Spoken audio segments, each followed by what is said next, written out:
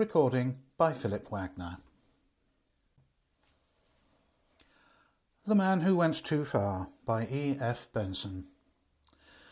The little village of St. Faith's nestles in a hollow of wooded hill up on the north bank of the River Fawn in the county of Hampshire, huddling close round its grey Norman church as if for spiritual protection against the fays and fairies, the trolls and little people who might be supposed still to linger in the vast empty spaces of the New Forest, and to come after dusk and do their doubtful businesses. Once outside the hamlet, you may walk in any direction, so long as you avoid the high road which leads to Brockenhurst, for the length of a summer afternoon, without seeing sign of human habitation, or possibly even catching sight of another human being. Shaggy wild ponies may stop their feeding for a moment as you pass.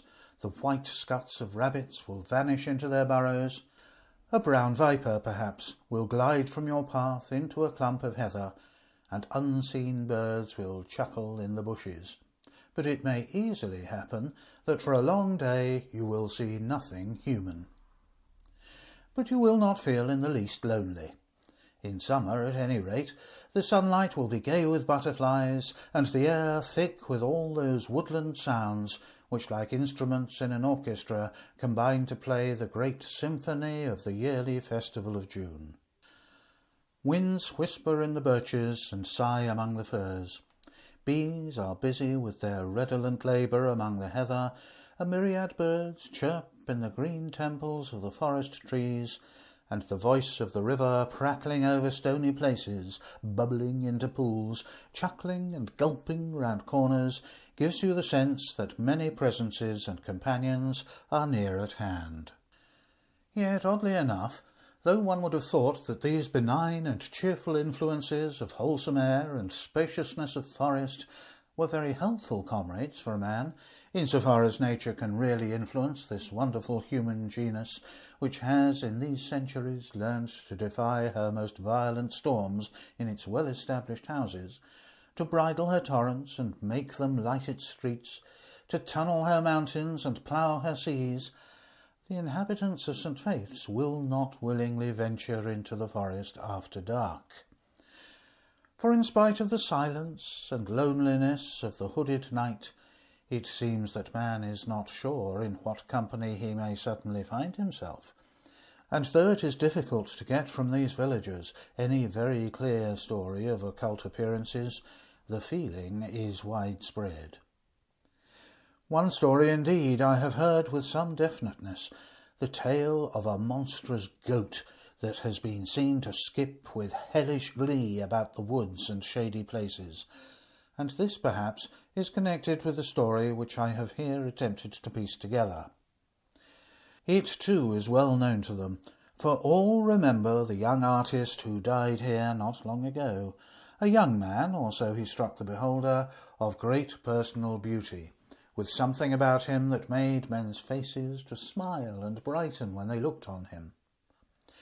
His ghost, they will tell you, walks constantly by the stream and through the woods which he loved so, and in especial it haunts a certain house, the last of the village, where he lived, and its garden in which he was done to death. For my part, I am inclined to think that the terror of the forest dates chiefly from that day. So, such as the story is, I have set it forth in connected form.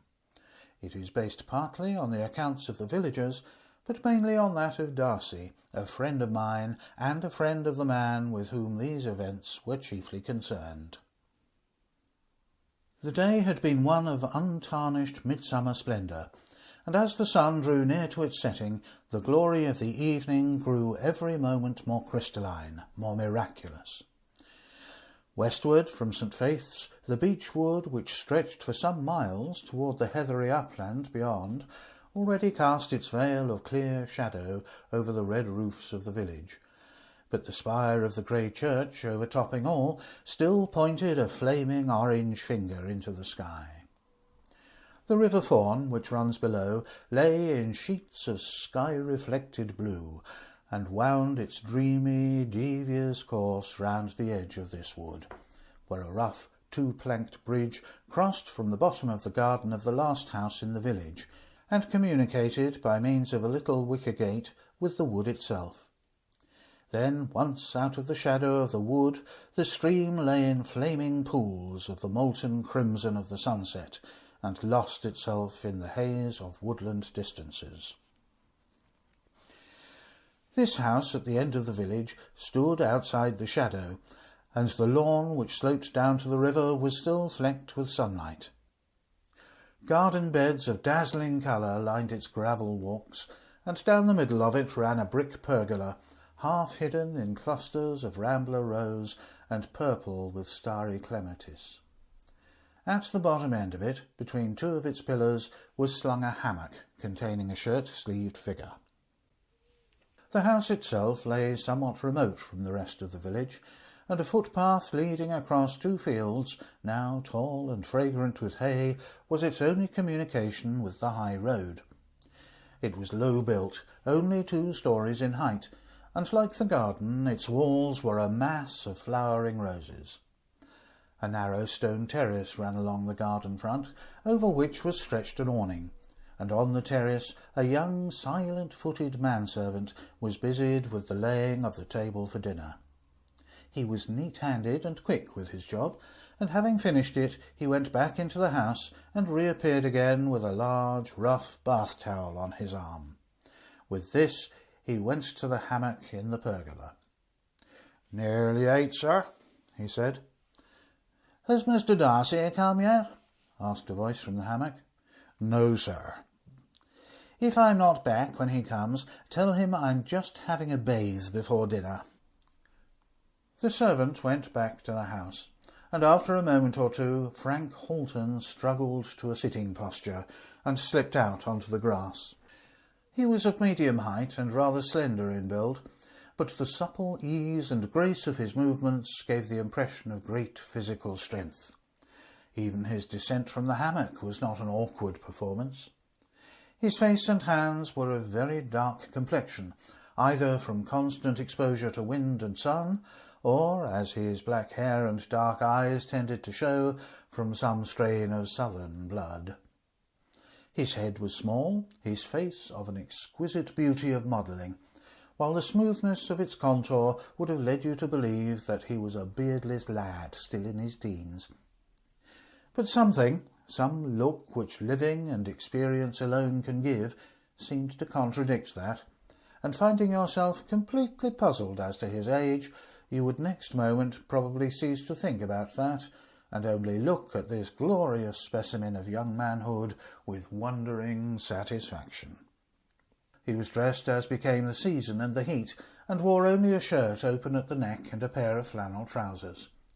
His head, covered very thickly with a somewhat rebellious crop of short curly hair, was bare as he strolled across the lawn to the bathing place that lay below. Then for a moment there was silence, then the sound of splashed and divided waters, and presently after a great shout of ecstatic joy as he swam upstream with the foamed water standing in a frill round his neck. Then, after some 5 minutes of limb-stretching struggle with the flood, he turned over on his back, and with arms thrown wide, floated downstream, ripple-cradled and inert. His eyes were shut, and between half-parted lips he talked gently to himself. "I am one with it," he said to himself. "The river and I and the river. The coolness and splash of it is I, and the water herbs that wave in it are I also. And my strength and my limbs are not mine, but the river's. It is all one, dear fawn." A quarter of an hour later he appeared again at the bottom of the lawn, dressed as before, his wet hair already drying into its crisp short curls again. There he paused a moment, looking back at the stream with the smile with which men look on the face of a friend. Then he turned towards the house.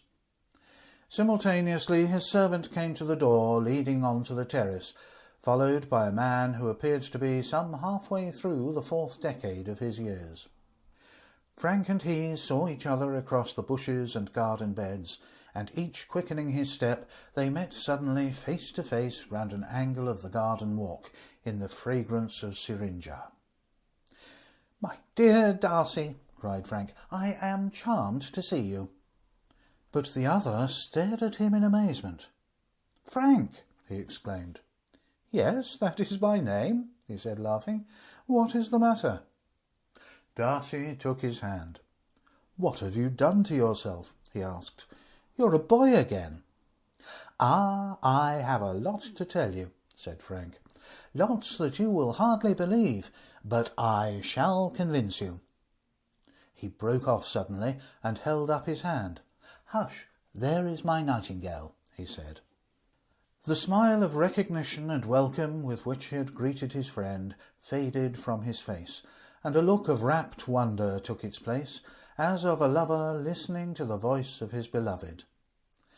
His mouth parted slightly, showing the white line of his teeth, and his eyes looked out and out till they seemed to Darcy to be focused on things beyond the vision of man. Then something perhaps startled the bird, for the song ceased. "Yes, lots to tell you," he said. "Really, I am delighted to see you. But you look rather white and pulled down. No wonder after that fever. And there is to be no nonsense about this visit. It is June now. You stop here till you are fit to begin work again. 2 months at least." "Oh, but I can't trespass quite to that extent." Frank took his arm and walked him down the grass. "Trespass? Who talks of trespass? I shall tell you quite openly when I'm tired of you.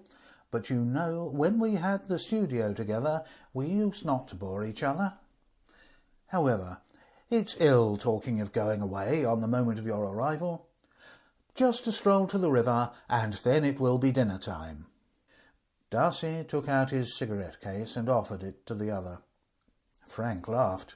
"No, not for me. Dear me, I suppose I used to smoke once. How very odd."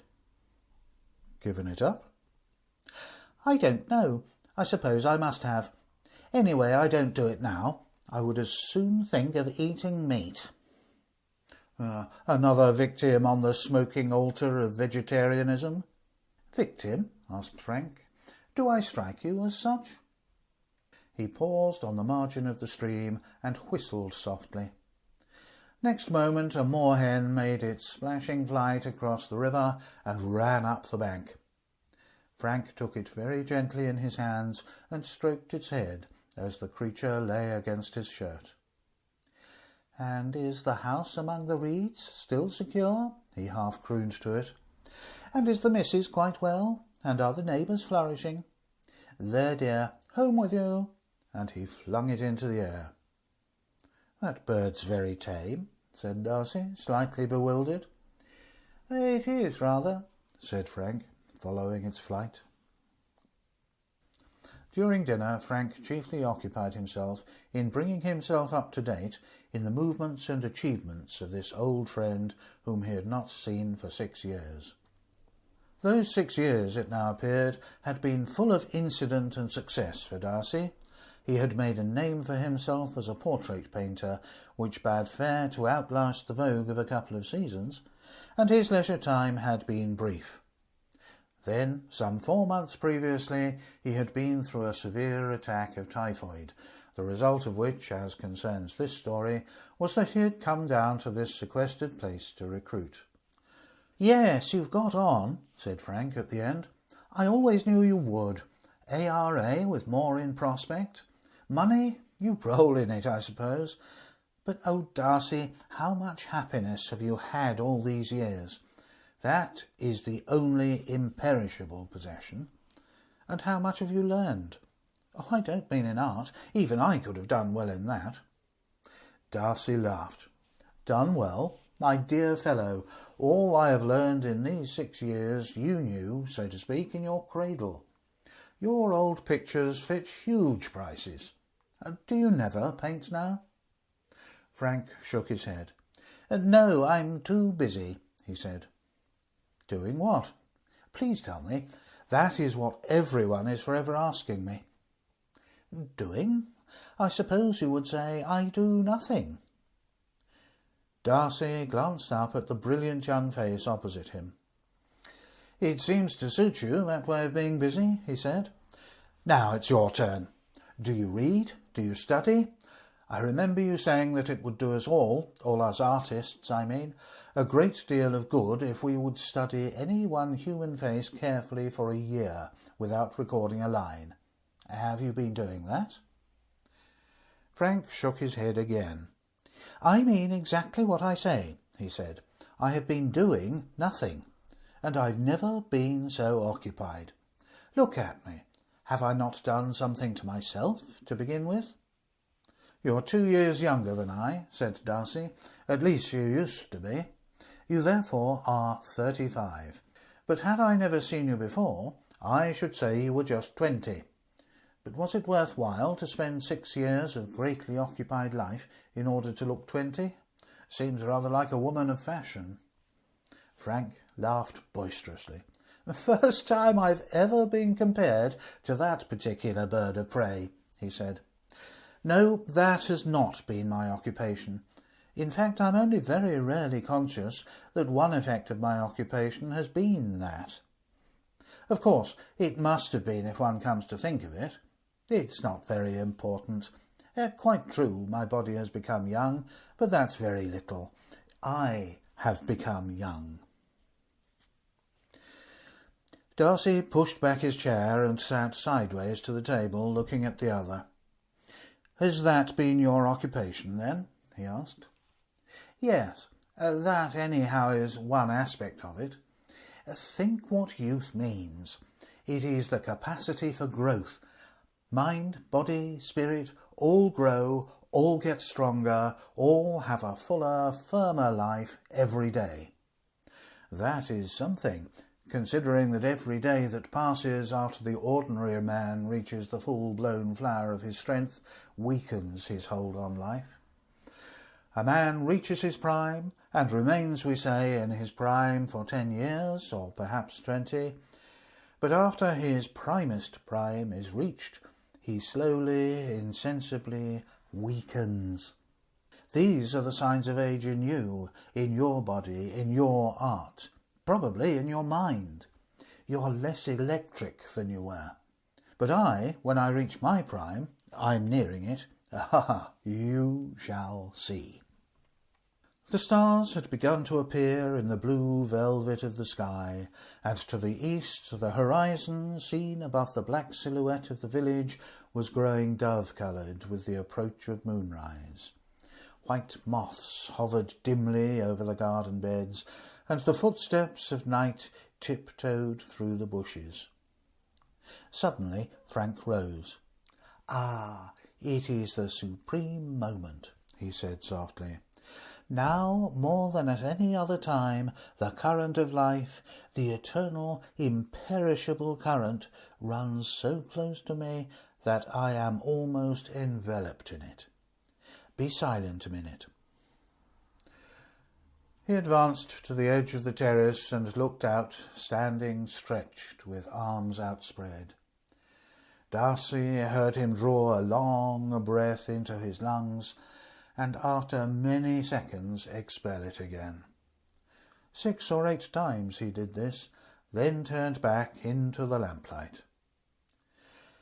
It will sound to you quite mad, I expect, he said, but if you want to hear the soberest truth I have ever spoken and shall ever speak, I will tell you about myself. But come into the garden if it's not too damp for you.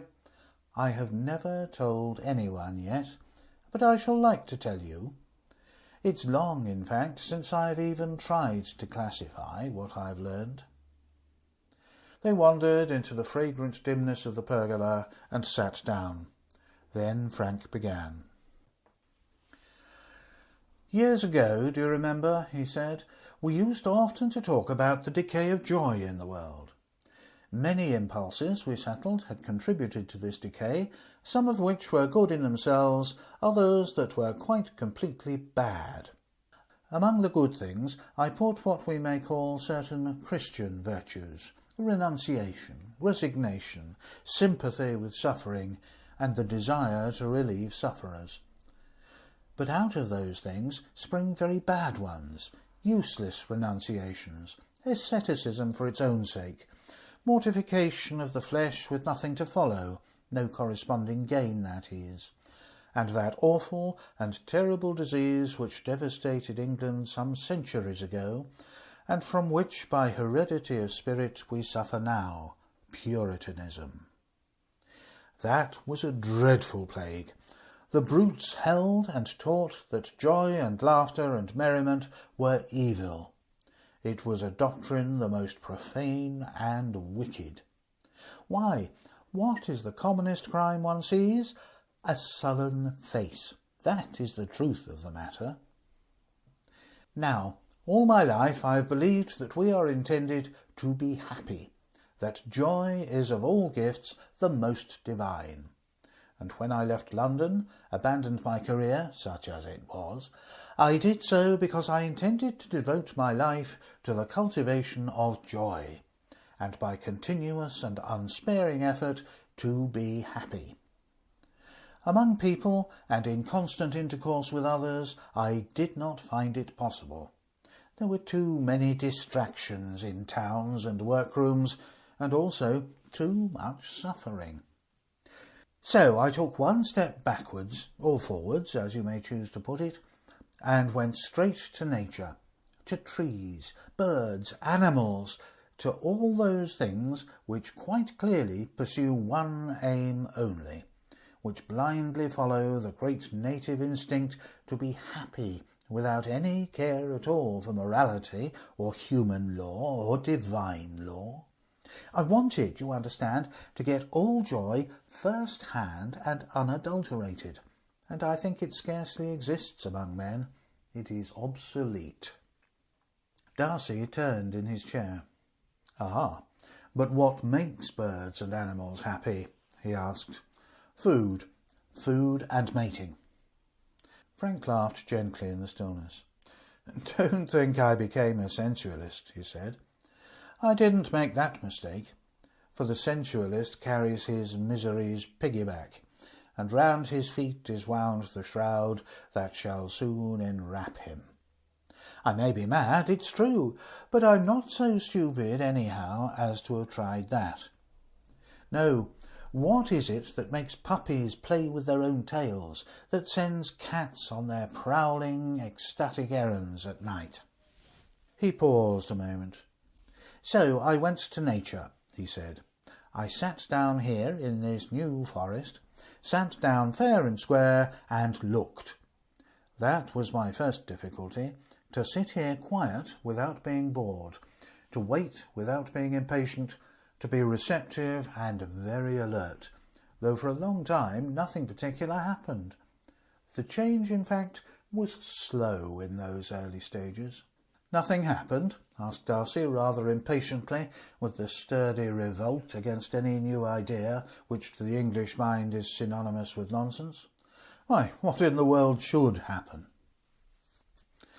Now Frank, as he had known him, was the most generous but most quick-tempered of mortal men. In other words, his anger would flare to a prodigious beacon under almost no provocation, only to be quenched again under a gust of no less impulsive kindliness. Thus, the moment Darcy had spoken, an apology for his hasty question was halfway up his tongue. But there was no need for it to have travelled even so far, for Frank laughed again with kindly, genuine mirth. "Oh, how I should have resented that a few years ago," he said. "Thank goodness that resentment is one of the things I've got rid of.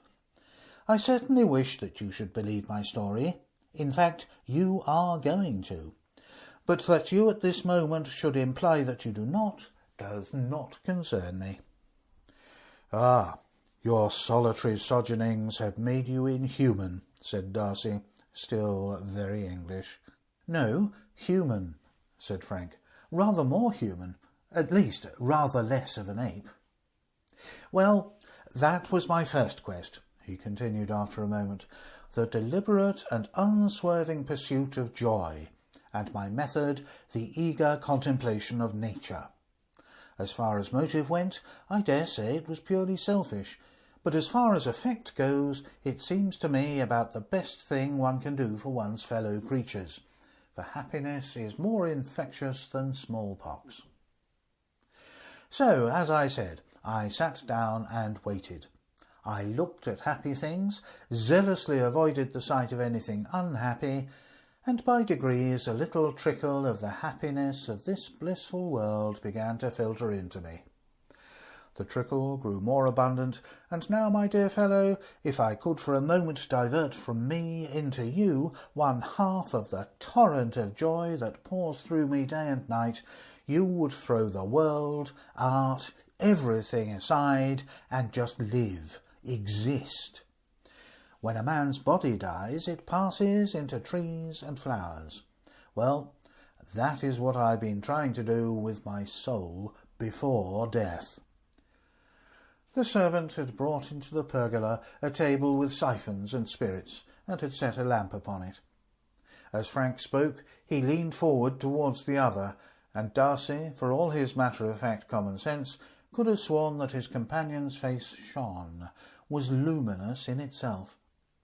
His dark brown eyes glowed from within. The unconscious smile of a child irradiated and transformed his face. Darcy felt suddenly excited, exhilarated. "Go on," he said, "go on. I can feel you're somehow telling me sober truth. I dare say you're mad, but I don't see that matters." Frank laughed again. "Mad," he said. "Yes, certainly, if you wish, but I prefer to call it sane. However, nothing matters less than what anybody chooses to call things. God never labels his gifts. He just puts them into our hands, just as he put animals in the Garden of Eden for Adam to name if he felt disposed.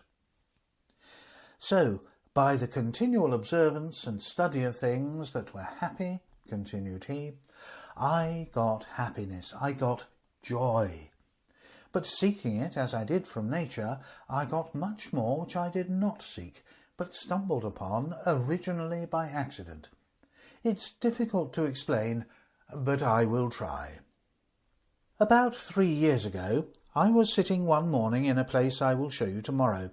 It is down by the river bank, very green, dappled with sun and shade, and the river passes there through some little clumps of reeds.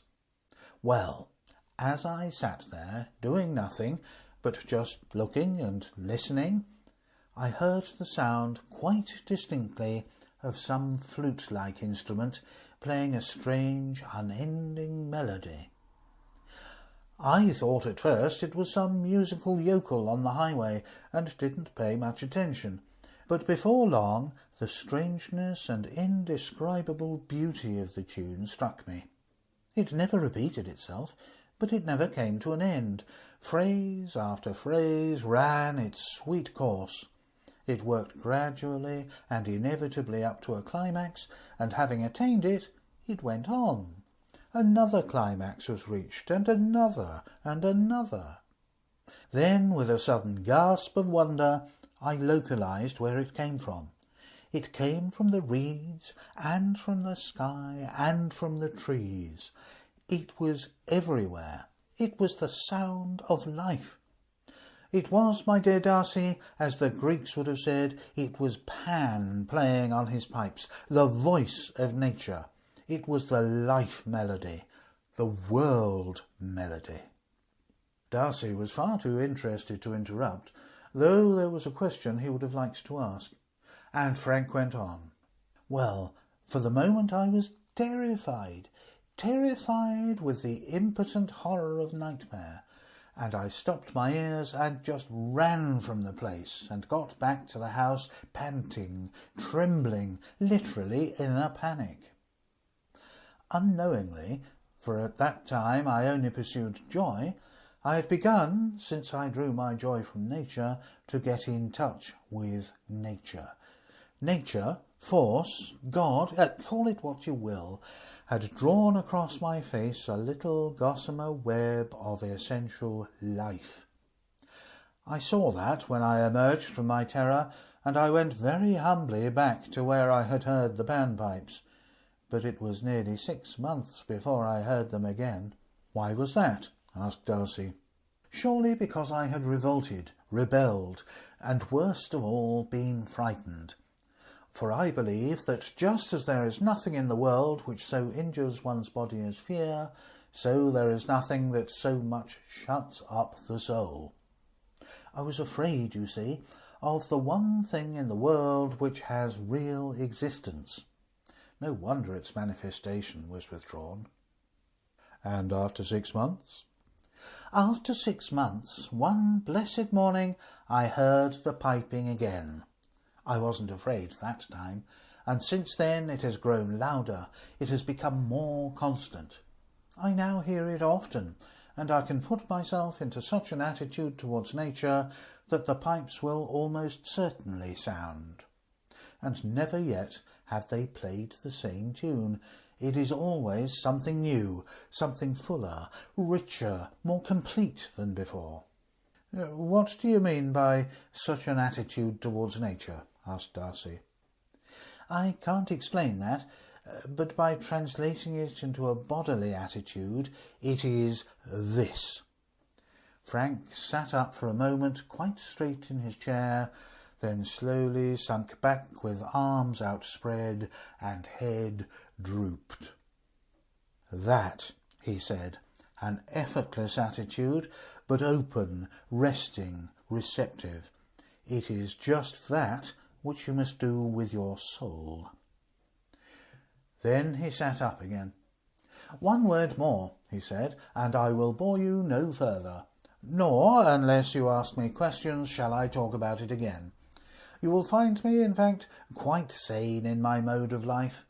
Birds and beasts you will see behaving somewhat intimately to me, like that moorhen, but that is all. I will walk with you, ride with you, play golf with you, and talk with you on any subject you like. But I wanted you, on the threshold, to know what has happened to me. And one thing more will happen." He paused again, and a slight look of fear crossed his eyes. "There will be a final revelation," he said, "a complete and blinding stroke which will throw open to me once and for all the full knowledge, the full realization and comprehension that I am one, just as you are, with life. In reality there is no me, no you, no it. Everything is part of the one and only thing which is life. I know that that is so, but the realization of it is not yet mine. But it will be, and on that day, so I take it, I shall see Pan. It may mean death, the death of my body, that is, but I don't care. It may mean immortal, eternal life lived here and now and forever.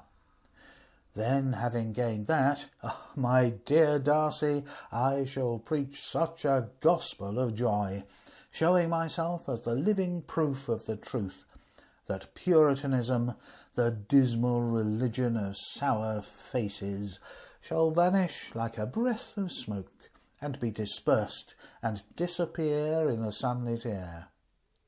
But first the full knowledge must be mine." Darcy watched his face narrowly. "You're afraid of that moment," he said. Frank smiled at him. "Quite true, you're quick to have seen that, but when it comes, I hope I shall not be afraid."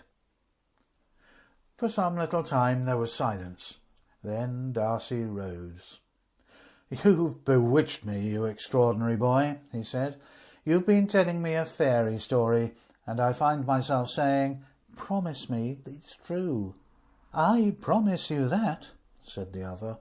"And I know I shan't sleep," added Darcy. Frank looked at him with a sort of mild wonder, as if he scarcely understood. "Well, what does that matter?" he said. "I assure you it does. I'm wretched unless I sleep." "Oh, of course I can make you sleep if I want," said Frank in a rather bored voice. "Well, do." "Very good. Go to bed. I'll come upstairs in 10 minutes. Frank busied himself for a little after the other had gone, moving the table back under the awning of the veranda and quenching the lamp. Then he went back with his quick, silent tread upstairs and into Darcy's room. The latter was already in bed, but very wide-eyed and wakeful, and Frank, with an amused smile of indulgence, as for a fretful child, sat down on the edge of the bed. "Look at me," he said, and Darcy looked. "The birds are sleeping in the brake," said Frank softly, "and the winds are asleep. The sea sleeps, and the tides are but the heaving of its breast. The stars swing slow, rocks in the great cradle of the heavens, and—" He stopped suddenly, gently blew out Darcy's candle, and left him sleeping. Morning brought to Darcy a flood of hard common sense, as clear and crisp as the sunshine that filled his room. Slowly, as he woke, he gathered together the broken threads of the memories of the evening which had ended, so he told himself, in a trick of common hypnotism. That accounted for it all. The whole strange talk he had had was under a spell of suggestion from the extraordinary, vivid boy who had once been a man. All his own excitement, his acceptance of the incredible, had been merely the effect of a stronger, more potent will imposed on his own. How strong that will was, he guessed from his own instantaneous obedience to Frank's suggestion of sleep.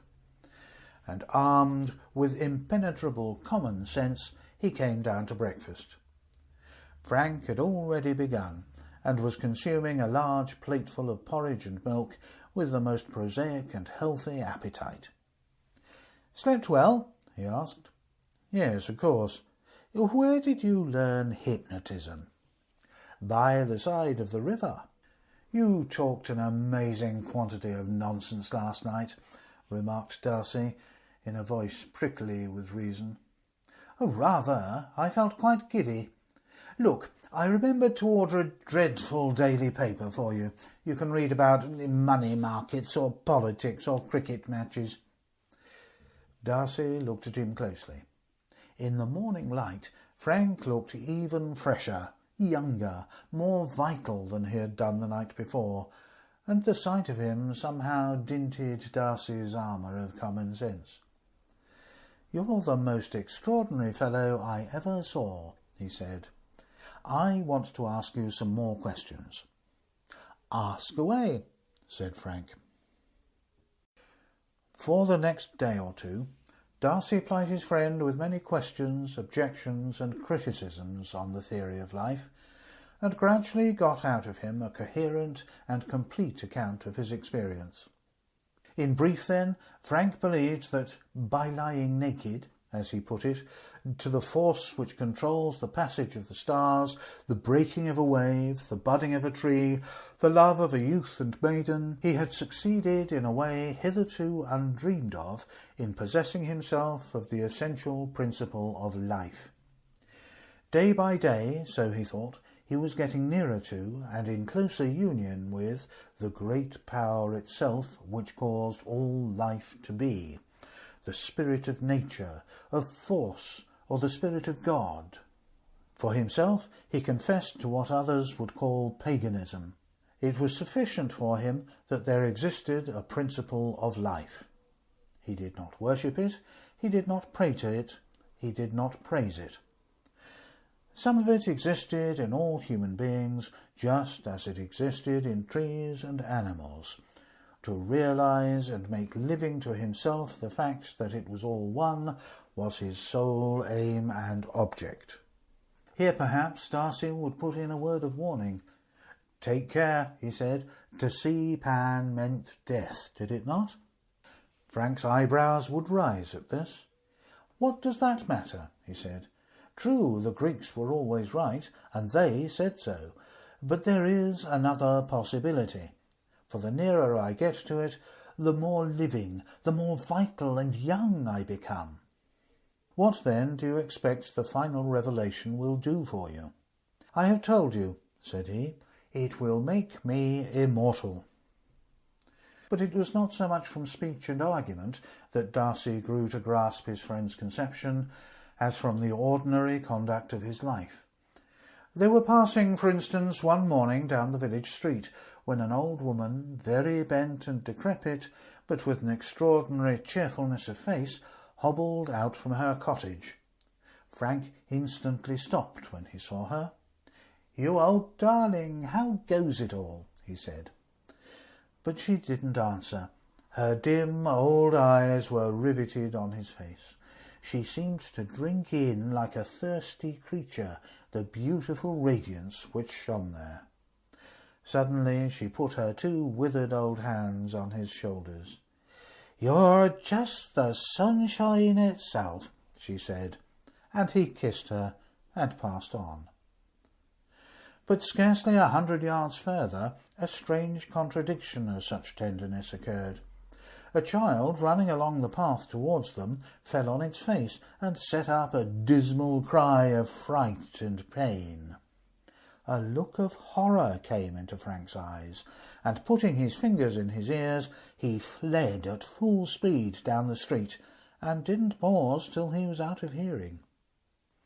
Darcy, having ascertained that the child was not really hurt, followed him in bewilderment. "Are you without pity, then?" he asked. Frank shook his head impatiently. "Can't you see?" he asked. "Can't you understand that that sort of thing, pain, anger, anything unlovely, throws me back, retards the coming of the great hour? Perhaps when it comes I shall be able to piece that side of life onto the other, onto the true religion of joy.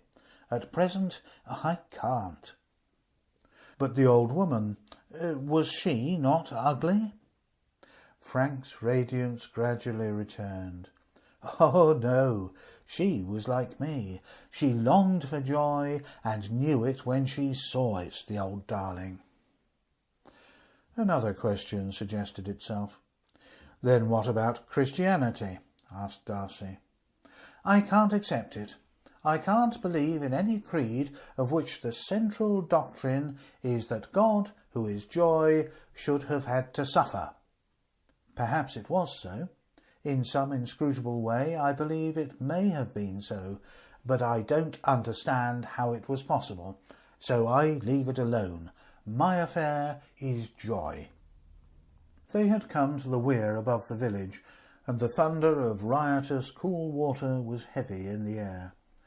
Trees dipped into the translucent stream with slender trailing branches, and the meadow where they stood was starred with midsummer blossomings. Larks shot up carolling into the crystal dome of the blue, and 1,000 voices of June sang round them. Frank, bareheaded, as was his wont, with his coat slung over his arm and his shirt-sleeves rolled up above the elbow, stood there like some beautiful wild animal, with eyes half shut and mouth half open, drinking in the scented warmth of the air.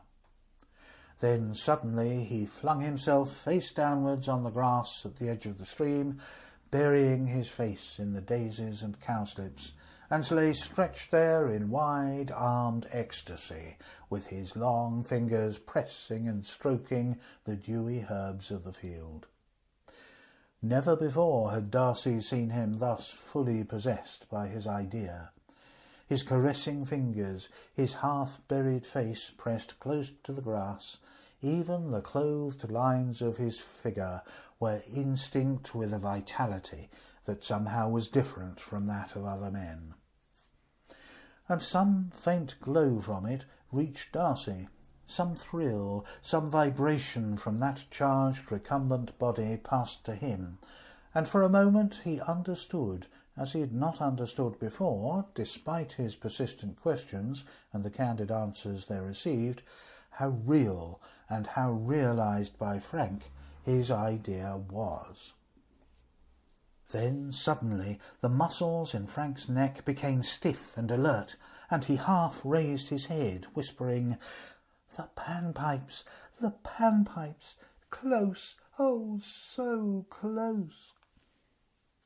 Very slowly, as if a sudden movement might interrupt the melody, he raised himself and leaned on the elbow of his bent arm. His eyes opened wider, the lower lids drooped as if he focused his eyes on something very far away, and the smile on his face broadened and quivered like sunlight on still water, till the exultance of its happiness was scarcely human. So he remained motionless and rapt for some minutes. Then the look of listening died from his face, and he bowed his head, satisfied. "Ah, that was good," he said. "How is it possible you didn't hear? Oh, you poor fellow, did you really hear nothing?" A week of this outdoor and stimulating life did wonders in restoring to Darcy the vigour and health which his weeks of fever had filched from him, and as his normal activity and higher pressure of vitality returned, he seemed to himself to fall even more under the spell which the miracle of Frank's youth cast over him. 20 times a day he found himself saying to himself suddenly, at the end of some 10 minutes' silent resistance to the absurdity of Frank's idea, "But it isn't possible. It can't be possible." And from the fact of his having to assure himself so frequently of this, he knew that he was struggling and arguing with a conclusion which had already taken root in his mind. For in any case, a visible, living miracle confronted him, since it was equally impossible that this youth, this boy trembling on the verge of manhood, was 35. Yet such was the fact. July was ushered in by a couple of days of blustering and fretful rain, and Darcy, unwilling to risk a chill, kept to the house. But to Frank this weeping change of weather seemed to have no bearing on the behaviour of man, and he spent his days exactly as he did under the suns of June, lying in his hammock, stretched on the dripping grass, or making huge rambling excursions into the forest, the birds hopping from tree to tree after him, to return in the evening, drenched and soaked, but with the same unquenchable flame of joy burning within him. "Catch cold?" he would ask. "I've forgotten how to do it, I think. I suppose it makes one's body more sensible always to sleep out of doors. People who live indoors always remind me of something peeled and skinless." "Do you mean to say you slept out of doors last night in that deluge?" asked Darcy. "And where, may I ask?" Frank thought for a moment. "I slept in the hammock till nearly dawn," he said, "for I remember the light blinked in the east when I awoke. Then I went... where did I go? Oh, yes, to the meadow where the panpipes sounded so close a week ago. You were with me, do you remember? But I always have a rug if it's wet." And he went whistling upstairs. Somehow that little touch, his obvious effort to recall where he had slept, brought strangely home to Darcy the wonderful romance of which he was the still half-incredulous beholder. Sleep till close on dawn in a hammock, then the tramp, or probably scamper, underneath the windy and weeping heavens to the remote and lonely meadow by the weir. The picture of other such nights rose before him, Frank sleeping perhaps by the bathing place under the filtered twilight of the stars, or the white blaze of moonshine, astir and wakening at some dead hour, perhaps a space of silent, wide-eyed thought, and then a wandering through the hushed woods to some other dormitory, alone with his happiness, alone with the joy and the life that suffused and enveloped him, without other thought or desire or aim except the hourly and never-ceasing communion with the joy of nature. They were in the middle of dinner that night, talking on indifferent subjects, when Darcy suddenly broke off in the middle of a sentence. "I've got it," he said. "At last I've got it." "Congratulate you," said Frank. "But what?" "The radical unsoundness of your idea. It is this. All nature, from highest to lowest, is full, crammed full of suffering. Every living organism in nature preys on another.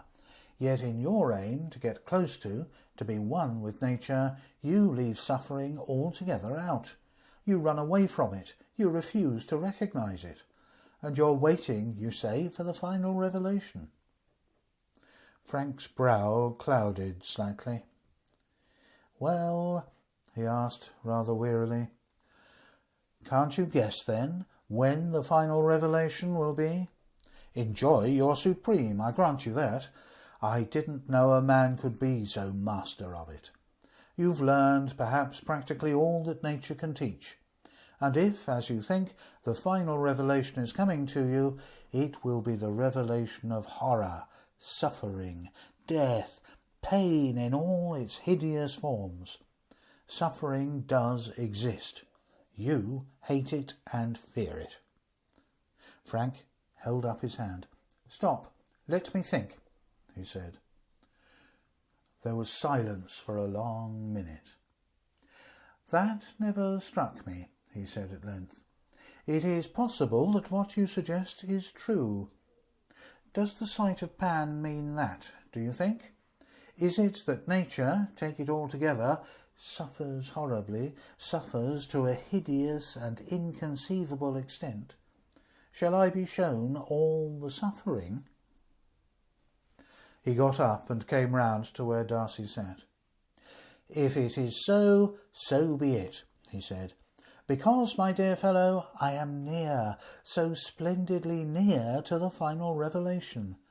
Today the pipes have sounded almost without pause. I have even heard the rustle in the bushes, I believe, of Pan's coming. I have seen, yes, I saw today, the bushes pushed aside as if by a hand, and piece of a face, not human, peered through. But I wasn't frightened. At least I didn't run away this time." He took a turn up to the window and back again. "Yes, there is suffering all through," he said, "and I have left it all out of my search. Perhaps, as you say, the revelation will be that. And in that case, it will be goodbye. I have gone on one line. I shall have gone too far along one road without having explored the other. But I can't go back now. I wouldn't if I could. Not a step would I retrace. In any case, whatever the revelation is, it will be God. I'm sure of that." The rainy weather soon passed, and with the return of the sun, Darcy again joined Frank in long, rambling days. It grew extraordinarily hotter, and with the fresh bursting of life after the rain, Frank's vitality seemed to blaze higher and higher. Then, as is the habit of the English weather, one evening clouds began to bank themselves up in the west. The sun went down in a glare of coppery thunder wrack, and the whole earth, broiling under an unspeakable oppression and sultriness, paused and panted for the storm. After sunset, the remote fires of lightning began to wink and flicker on the horizon, but when bedtime came, the storm seemed to have moved no nearer, though a very low, unceasing noise of thunder was audible. Weary and oppressed by the stress of the day, Darcy fell at once into a heavy, uncomforting sleep. He woke suddenly into full consciousness, with the din of some appalling explosion of thunder in his ears, and sat up in bed with a racing heart. Then, for a moment, as he recovered himself from the panic land which lies between sleeping and waking, there was silence, except for the steady hissing of rain on the shrubs outside his window.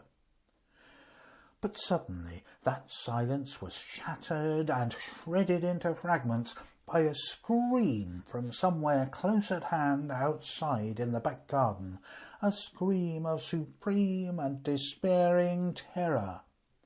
Again and once again it shrilled up, and then a babble of awful words was interjected. A quivering, sobbing voice that he knew said, "My God, oh Christ!" And then followed a little mocking, bleating laugh. Then was silence again. Only the rain hissed on the shrubs. All this was but the affair of a moment, and without pause either to put on clothes or light a candle, Darcy was already fumbling at his door-handle. Even as he opened it, he met a terror-stricken face outside, that of the manservant who carried a light. "Did you hear?" he asked. The man's voice was bleached to a dull, shining whiteness. "Yes, sir," he said. "It was the master's voice." Together they hurried down the stairs and through the dining-room, where an orderly table for breakfast had already been laid, and out onto the terrace.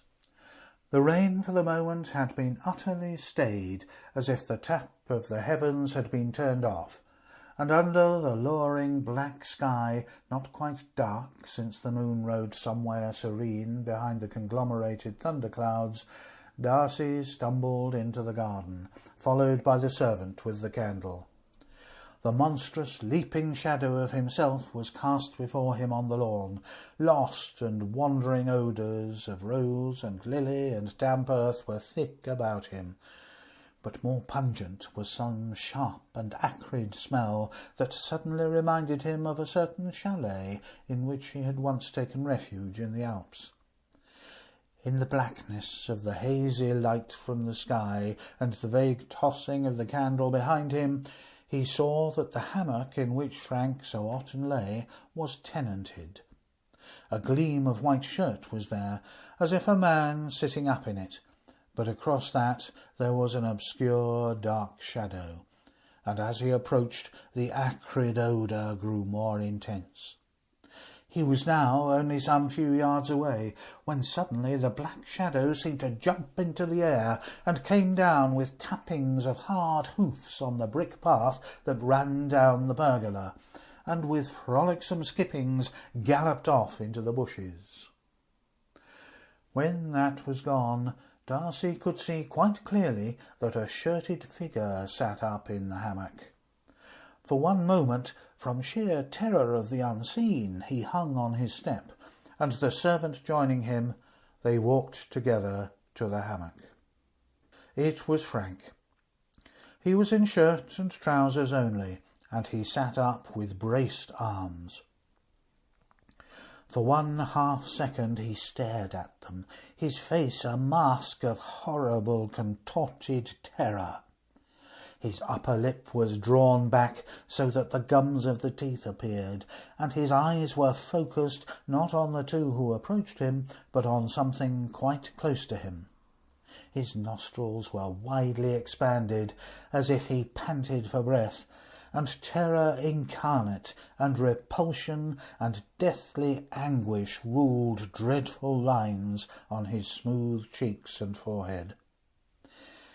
Then, even as they looked, the body sank backwards, and the ropes of the hammock wheezed and strained.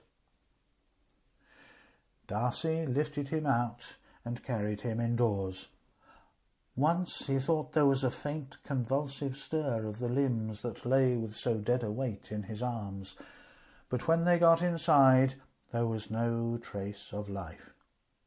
But the look of supreme terror and agony of fear had gone from his face. A boy tired with play, but still smiling in his sleep, was the burden he laid on the floor. His eyes had closed, and the beautiful mouth lay in smiling curves, even as when a few mornings ago, in the meadow by the weir, it had quivered to the music of the unheard melody of Pan's pipes. Then they looked further. Frank had come back from his bath before dinner that night in his usual costume of shirt and trousers only. He had not dressed, and during dinner, so Darcy remembered, he had rolled up the sleeves of his shirt to above the elbow. Later, as they sat and talked after dinner on the close sultriness of the evening, he had unbuttoned the front of his shirt to let what little breath of wind there was play on his skin. The sleeves were rolled up now, the front of the shirt was unbuttoned, and on his arms and on the brown skin of his chest were strange discolorations which grew momently more clear and defined, till they saw that the marks were pointed prints, as if caused by the hooves of some monstrous goat that had leaped and stamped upon him. End of The Man Who Went Too Far.